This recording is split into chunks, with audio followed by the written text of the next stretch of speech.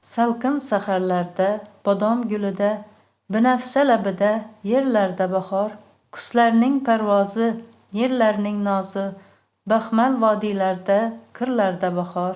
O'zbek xalqining sevimli shoirasi, taniqli jamoat arbobi Zulfiya Isroilova 1915-yil 1-mart kuni Toshkentda hunarmand oilasida tug'ilgan.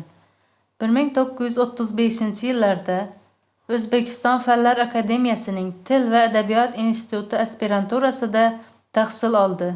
So'nggi yillarda Bolalar nashriyotida muharrir, O'zbekiston davlat nashriyotida bo'lim boshlig'i, 1950-yillarda esa O'zbekiston xotin-qizlari jurnalida bo'lim boshlig'i va bosh muharrir bo'lib ishladi.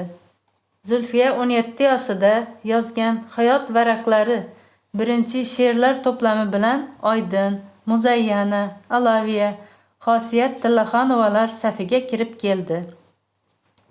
Urush davrida shoiraning uni Farhod der edilar. Hijron kunlarida kabi to'plamlari she'rlar vatanga muhabbat, dushmanga nafrat va g'alabaga ishonch ruhida yaratilganligi bilan xarakterlidir. Zulfiya Hamid Olimjonning Semrug', Zaynab va Omon dostonlari asosida pyesa va opera librettosini ham yaratgan. U 1956-yilda Osiyo va Afrika yozuvchilarining Dehlida o'tkazilgan birinchi konferensiyasida qatnashib, mashhur mushoira asarini yaratdi. Uning she'rlari rus, ingliz, nemis, hind, bolgar, xitoy, arab, fors va boshqa tillarga tarjima qilingan. Atoqli shoira 81 yoshida 1996-yil 1-avgustida vafot etgan.